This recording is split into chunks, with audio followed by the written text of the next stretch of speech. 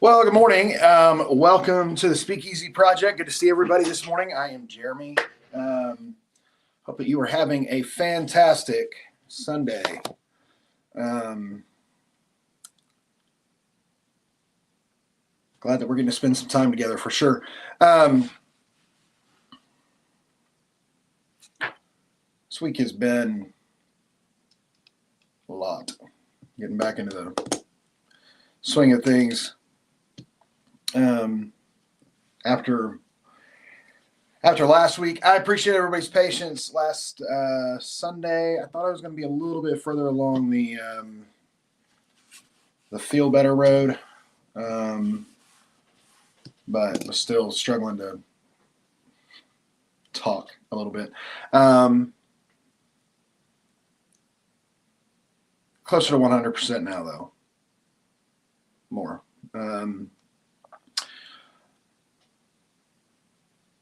Also, it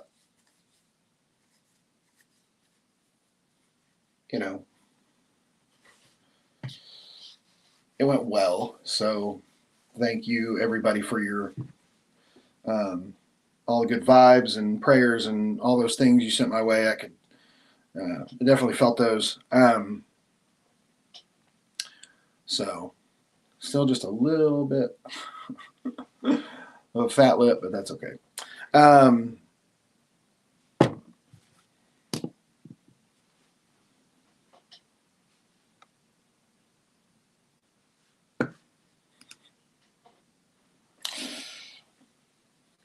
eat as much chocolate as possible. No.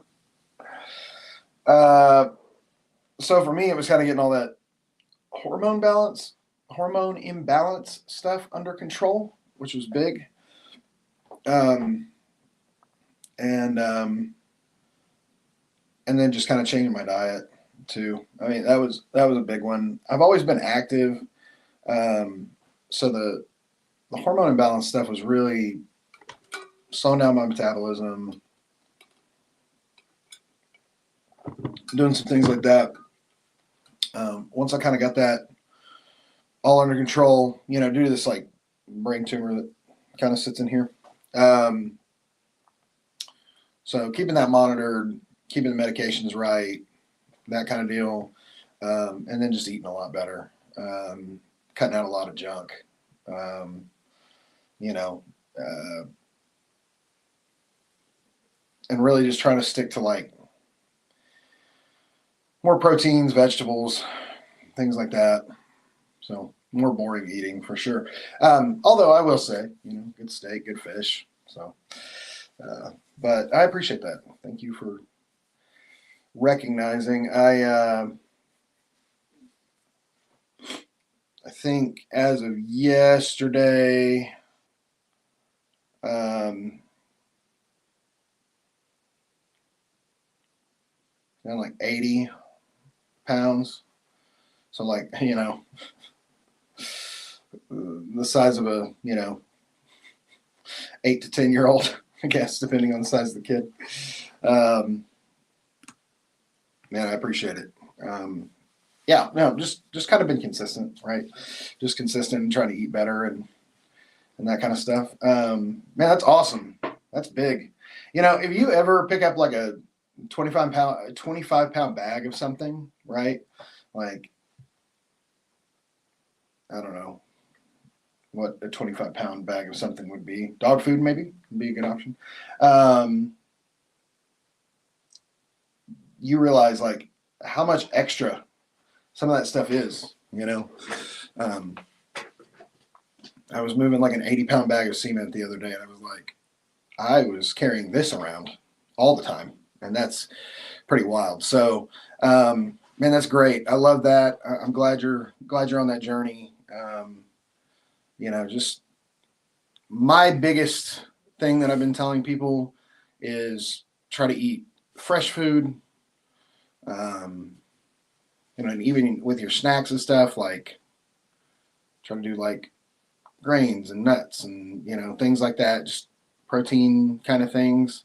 Or like I've started to do like a lot of hummus with like Triscuits, um, which seem to be a little bit healthier option. So um, anyway, that's been the biggest thing for me. And then just cutting out like sodas and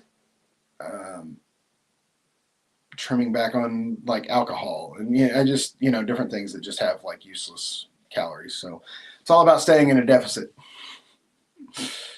which sometimes harder than others.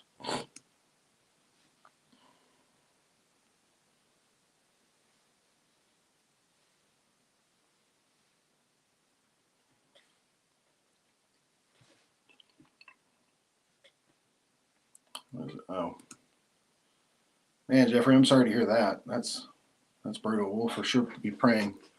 Absolutely.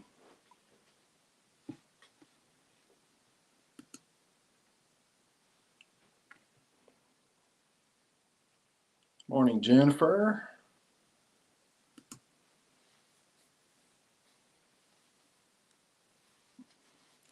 That's okay though. You've been doing some really cool things this summer. That's exciting. I love that.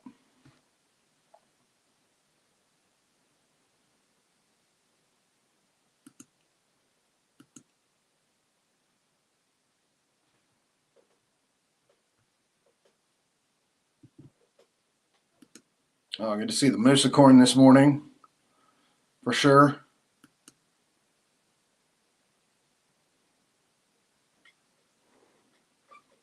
Morning, good morning, Colleen.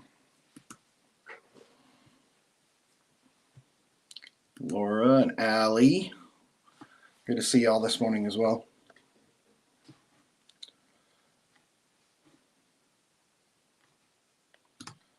Yes. Yeah, that's big, right? It's just, again, trying to stay in that caloric deficit is big. So, if you can kind of control the amount of intake, I guess that's good.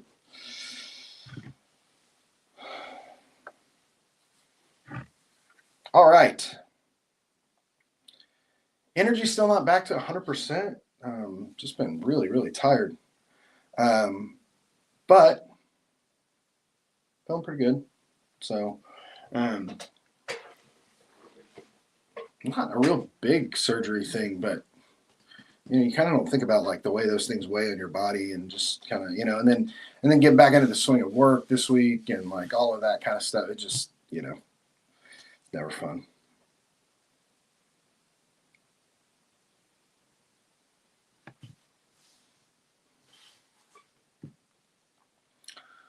All right, we're going to be in Luke chapter 14 today. Can't wait till my school checks come in. Finally get back on track with my food and exercise routine. Yeah, absolutely. Oh, so y'all must be. So they don't divide your payout for the whole year. Like you only get paid during school. That's rough. Our district used to be that way a long time ago. Well, we used to have a choice, and people would it was really kind of 50-50 in how people did that, like whether they wanted to divide out their checks for the year or whether they wanted to do it for, just the school year. But yeah, that can be challenging for sure. So yeah, that is exciting. It's exciting. And it is August, so we are back in it. All the school things kind of getting geared up in the next couple of weeks for sure.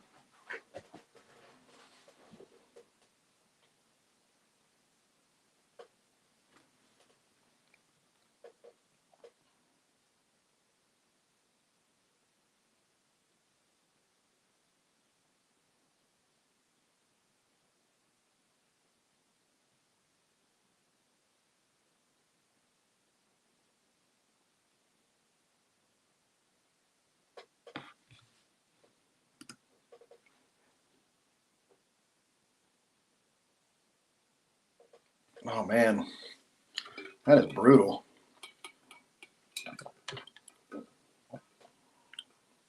That's rough. When do those contracts restart? Do they start in August, or how does that work?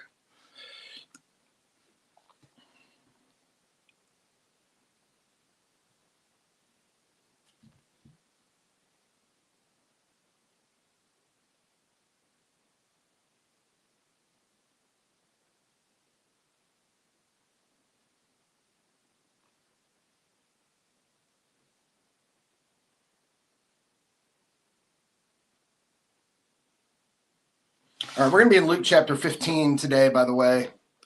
Oh, yeah, I gotcha.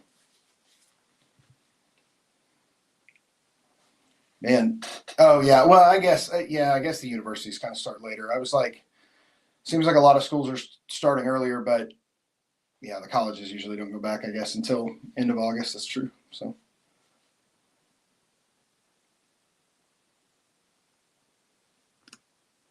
Oh, that's awful. Once a year. So they just budget it and then they just write you a check and they're like, okay, be done. That's terrible. All right, we're going to be in Luke chapter 15. At the beginning of the chapter is where we're going to be this morning. I am still here.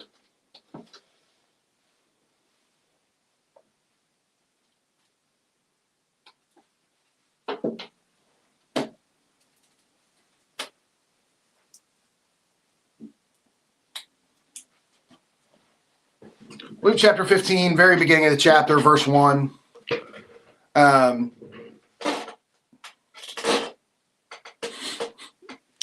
going to imagine. That's terrible. That is awful.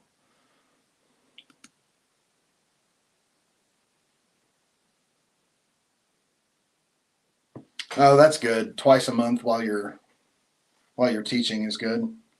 Yeah, that's better. When I was working at the school, it was once a month, which was kind of rough. It was for the full year, but it was only once a month. So it was like just very, very spread out, you know.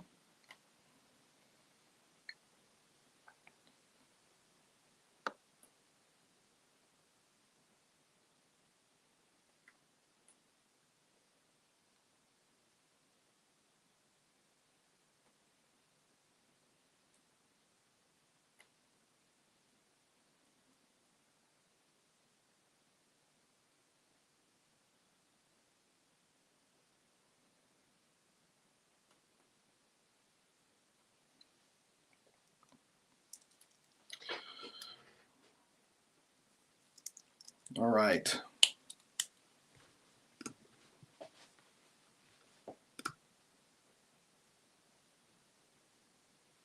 Are you excited about that? I feel like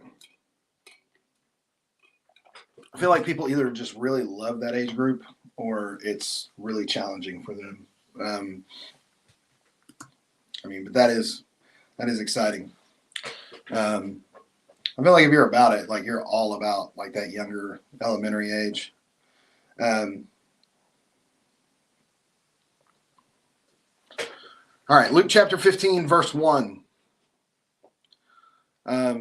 Really interesting conversation happening here.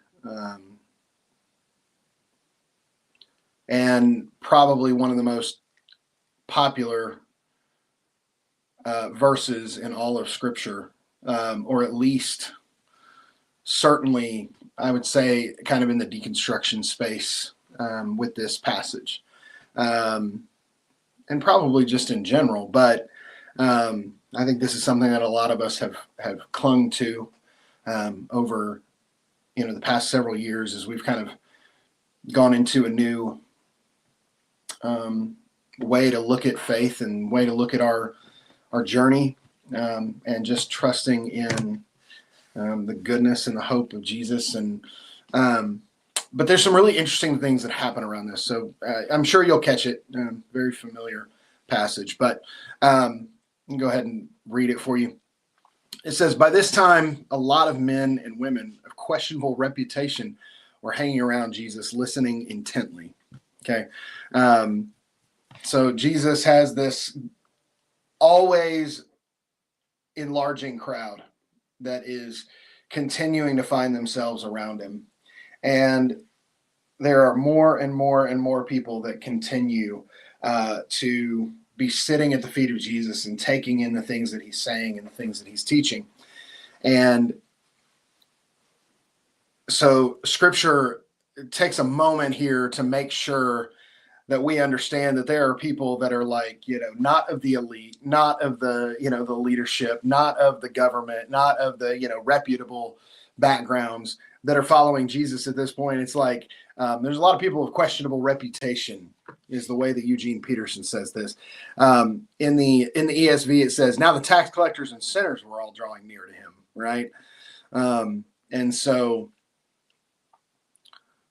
really interesting thing that begins to happen here as we get into Luke chapter 15, that it is notated that, okay, it's not just people of faith. It's not just these traditional people that are following around Jesus. It is now all sorts of people from all sorts of different backgrounds. But it says they were listening intently.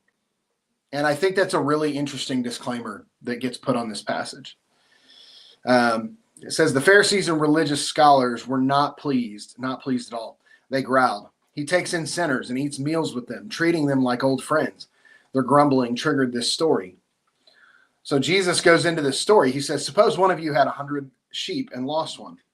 When you leave the 99 in the wilderness and go after the lost one until you found it. When found, you can be sure you would put it across your shoulders, rejoicing when you got home. Call in your friends and neighbors saying, celebrate with me, I've found my lost sheep. Count on it.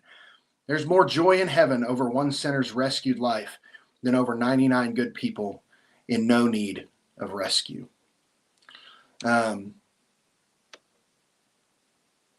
This is where that concept of leaving the 99 to go after the one comes from.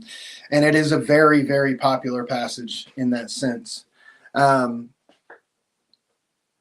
the interesting thing is the context around it, and what preempts Jesus to say it in the first place. I was with the middle schoolers for a while, so this will be a new adventure. Yeah, absolutely. Wow. I loved working with middle schoolers. Some people hate it. And I think that's true of like any age level, right? Like, even in the education space, there are educators who they're like, I love high school and I could never deal with middle schoolers, or I could never deal with, whatever. So that's an interesting jump. I hope that it goes really well for you. It's good that you're looking forward to it, that you're excited about it. I think you've got a good heart for those kids, and that age range, that younger elementary time, is so imperative. If those kids feel safe and loved and invested in at school, like, they set themselves up on such a better educational trajectory when they have a good experience. And so, there is no one better. I know that. So I'm excited that you're going to be doing that. Because those years are so formative, especially in the education space. But the interesting thing about this passage is kind of what triggers Jesus to say it. It's what triggers him to teach this parable. It is the fact that Jesus is not only being surrounded by people of quote unquote questionable reputation, or outcasts, people that, the culture looked down on, the people that culture didn't want anything to do with. They are finding themselves around Jesus, but more importantly here, and I think this is a really key point. Not only do those people begin to sit and listen to the teachings of Jesus and follow Jesus around and begin to just let him invest his teachings into them, but not only that, but Jesus allows it. Jesus doesn't push them away. And not only does Jesus allow it, Jesus begins to invest, and he begins to pour into. Jesus builds relationships with.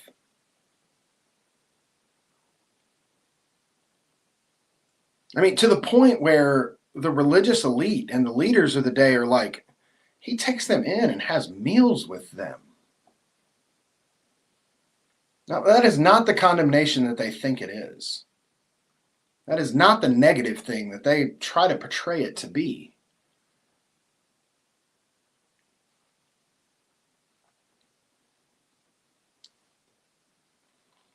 And for some reason, they feel like that is some kind of condemnation on Jesus and the things that he's doing, when in all honesty, this is what true religion should be in the first place.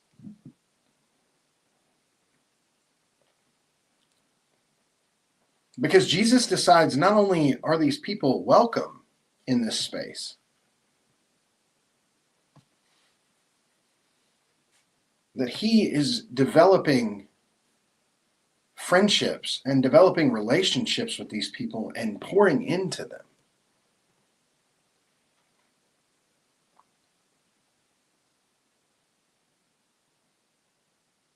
It really shows us a lot about not just the character of Jesus here, but it also shows us about what the character and the heart of our faith should look like.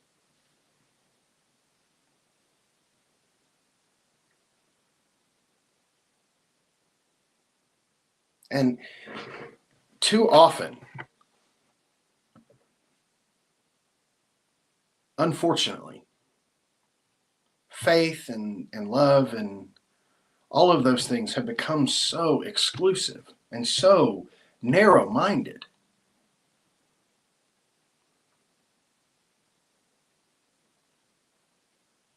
I just feel like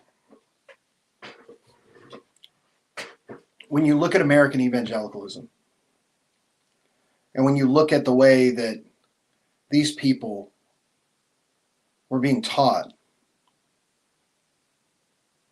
in these spaces, and so many of us were taught in these spaces, you realize that their God was so small.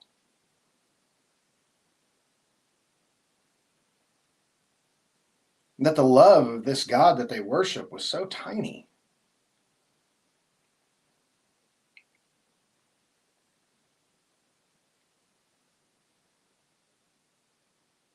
And I just believe that the goodness and the divinity of God is so much bigger. I believe it's so much more real. And I believe that it loves us just the way we are, where we are.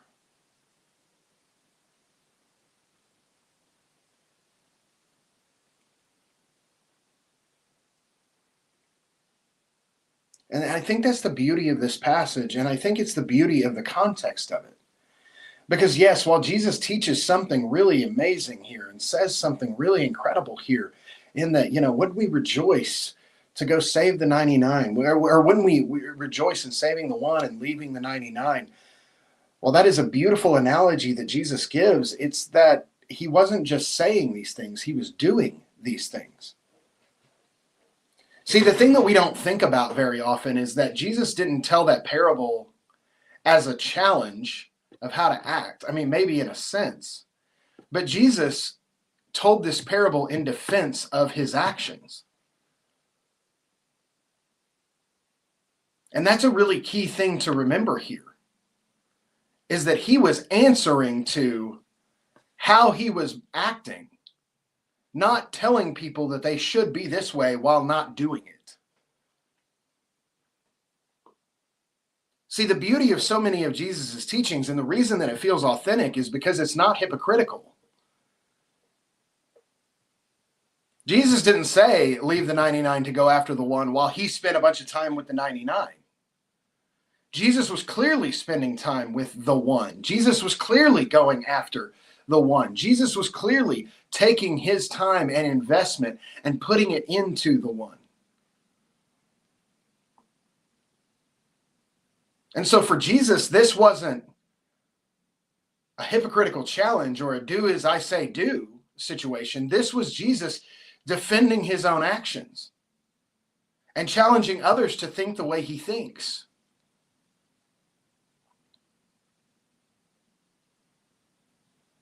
And the reality is that means that is at the very heart and the heartbeat of who Jesus is. Because this was a natural action for him. This is something he was already in the process of doing.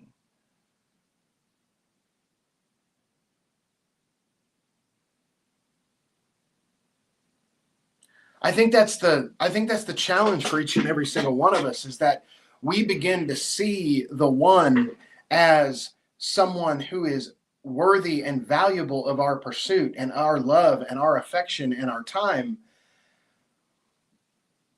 But then it becomes a natural instinct that other people from different backgrounds, different statuses, different places in life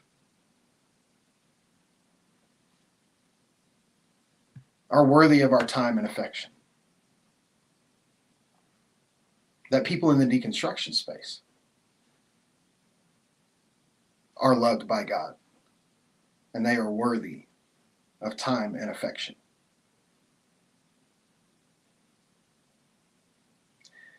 See, I think many of us have identified as that sheep. I think many of us have identified as the one that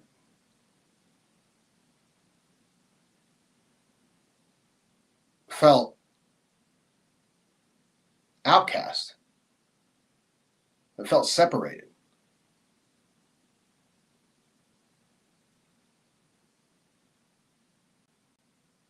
But the beauty of this is that you can rest in knowing that you are worth pursuing.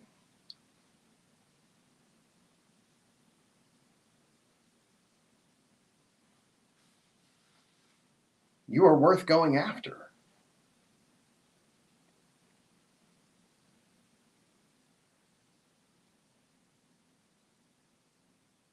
And Jesus didn't draw a box and say, you either fit in this box or I don't have anything to do with you. And that is the beauty of an inclusive and encompassing faith. That is the beauty of hope and light. That is the beauty of kindness and patience and meekness and humility. That is the beauty of who Jesus was.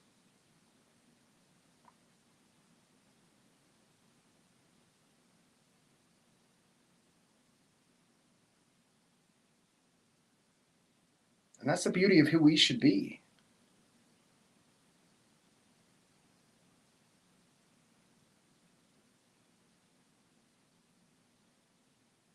It's important to remember, friends, that at some point we were all that sheep.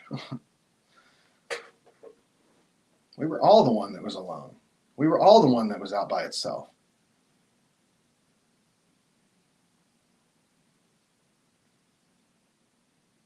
But that the mercy and the love of Jesus would pursue us and meet us right where we were, to love us just the way we were.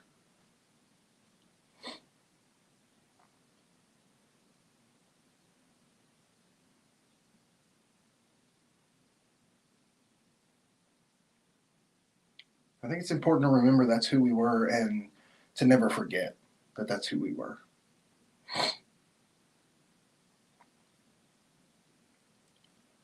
Because it should reframe the way that we see the people around us.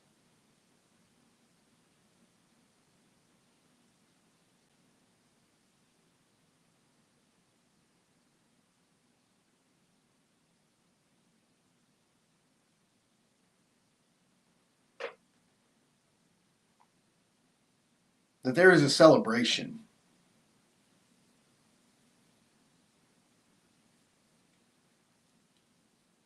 over finding the one.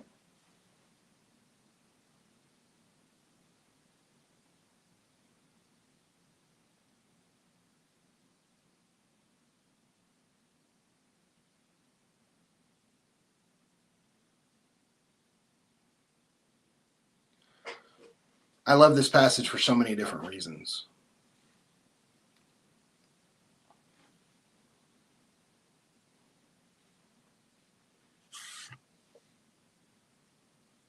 But to know that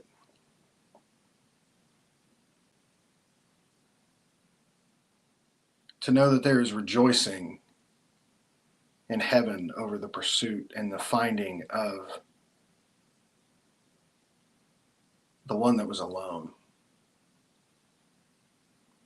is a hope that we can rest in.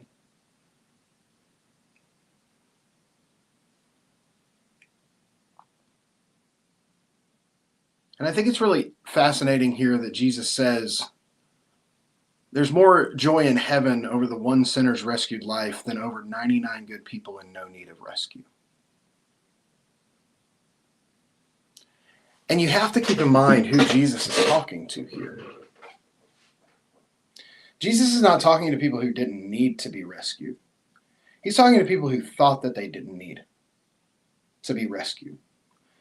So I think this statement is almost a little sarcastic and almost a little tongue-in-cheek. Not about the one that was found, but about the 99 who don't need anything.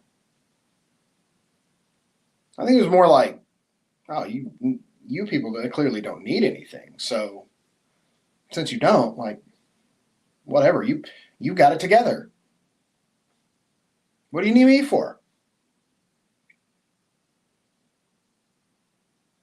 I think in the way that we see Jesus interact with the religious elite of the religious elite of the time over and over, we can almost draw the conclusion that Jesus was almost kind of taking a dig.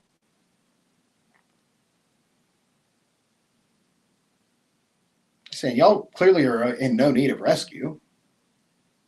You got it all together. You have all the answers.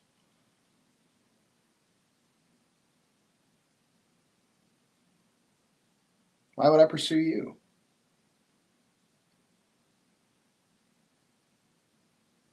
That's really fascinating.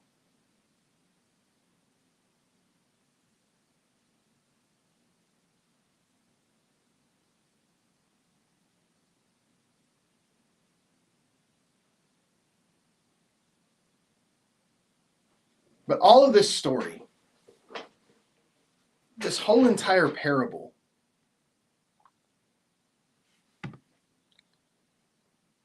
is told along with the next story after it.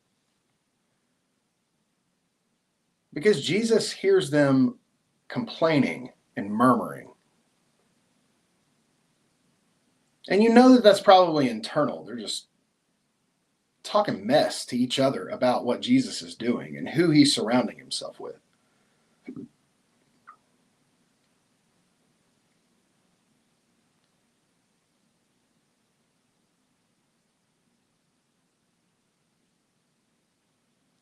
What's interesting is it drives him to address it, to explain what he's doing.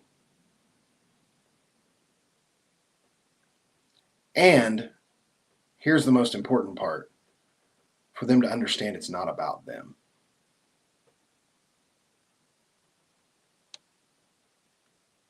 And that's not Jesus belittling them or persecuting them. It's Jesus challenging them and pushing them.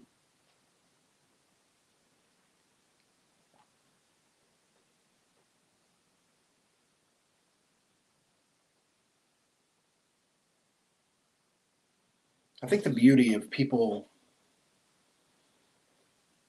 inside of this community and others like it is that we often find ourselves feeling like the people that are broken or less than or not as important as or outcast or pushed aside. And because of those things, we see ourselves almost subconsciously as not as important.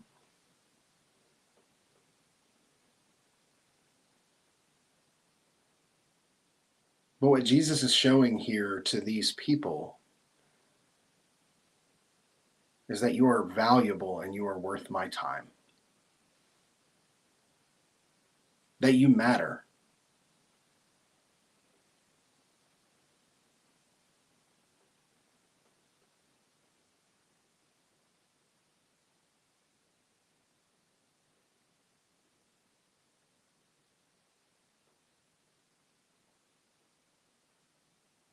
And there's some beauty in that.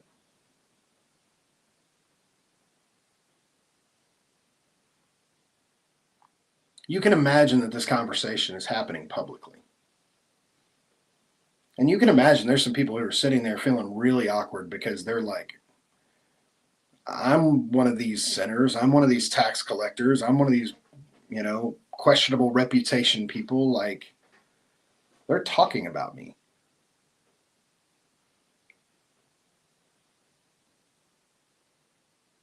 And then for Jesus to take your side and to defend his actions and his love for you.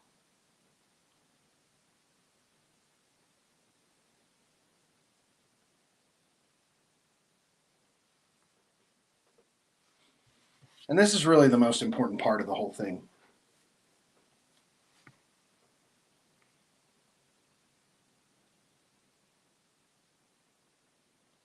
Is that would you rather be accepted and loved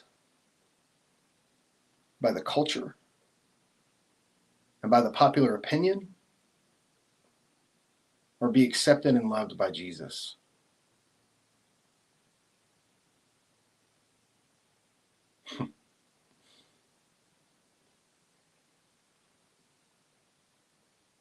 Would you rather be found at the feet of Jesus, taking in all that he is and all that he's about?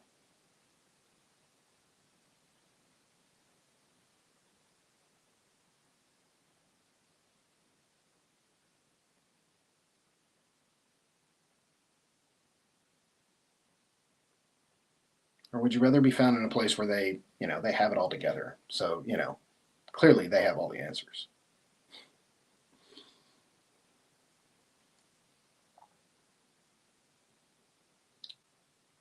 I think there is something really beautiful about knowing what it means to be loved and surrounded by Jesus.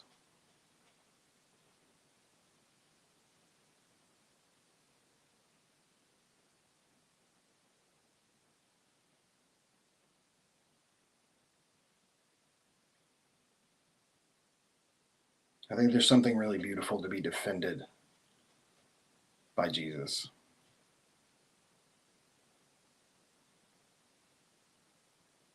So my encouragement this morning would be to take heart, to believe well.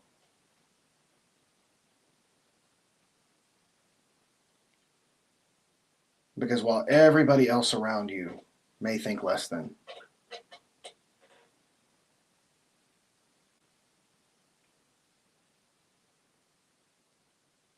you are good in the eyes of Jesus. You are valuable in the eyes of Jesus. You are loved in the eyes of Jesus, and it matters. And that is an incredible thing.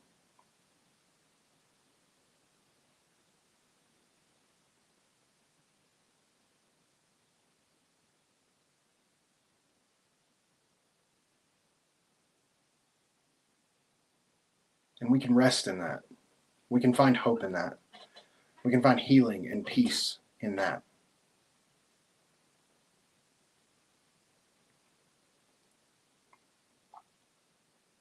Because it doesn't matter what they say.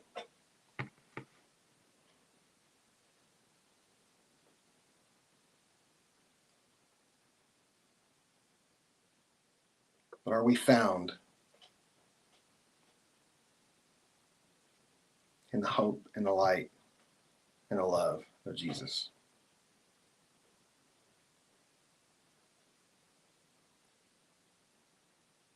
And you are.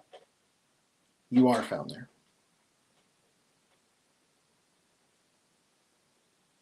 Because you are worth it. All right. That's what I got for you this morning. Glad that we got to spend some time together today. Midweek. I haven't seen Ricardo this morning. This is usually about the time he drops a comment in. Midweek this week, Tuesday and Wednesday, 6 Central, 7 Eastern.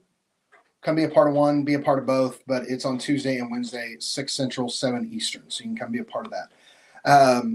Really great time.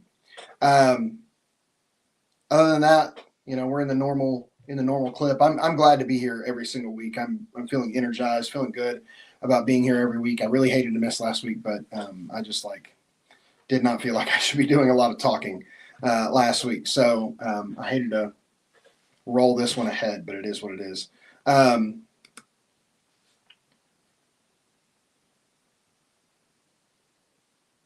Yeah, you can humor me, but eventually we'll all be together again. Yeah, that's true.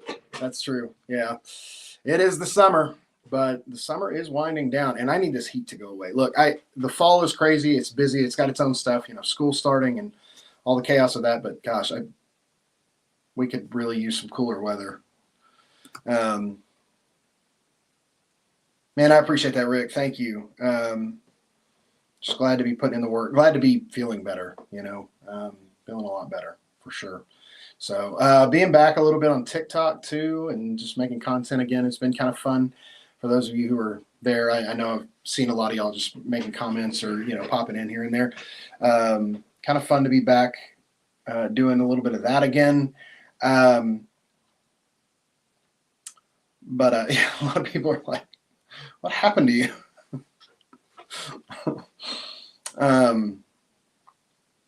But when you get your, I think part of it too is, when your mental health is better, it has a direct effect. It just does. So,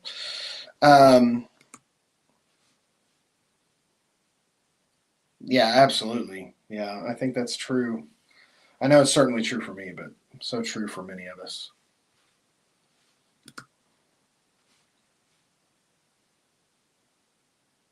Don't need to be validated. Yeah, no, because they're the ones that they have it all figured out. They've got it. They don't need to be saved. They're fine. And that's what Jesus was saying here. He's like, look, I'm not going after you. That's really what he was saying. I'm not going after you. Later on in Scripture, he would say, I'm not here for you. Like, I didn't come for those who have it figured out. Like, literally, Jesus said that at some point. I didn't come for you. And so rest in the fact that Jesus became God in flesh for you. And that's pretty cool. So, yeah, no, you don't need their acceptance or validation. You just need the validation of the goodness of Jesus. That's what matters. Yeah, it's good. It's been interesting. I don't know. That whole platform's so wild to me. Like, it's so inconsistent and so all over the place. And which doesn't bother me. Like, I'm just glad to kind of be having an outlet to say some of these things out loud in that space. But I just never know, like, or maybe I'm relearning, what content kind of draws what kind of response, So I'm just trying to work through some of that, I guess. Anyway, I love y'all. Glad that we got to spend some time together today.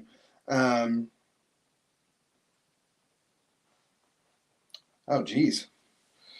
Facebook pushing them out kind of late or something, I guess. It's no bueno. Yeah. I don't know. I'm sure you got the notifications from the group turned on. It's just an issue with the system, I'm sure.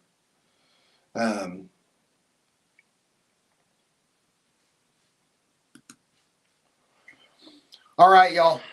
I love you. I'm grateful for you. Holler at me if you need anything. Love God, love people passionately, no strings attached. Love yourself with no strings attached. I will see you next week. It's good to see you.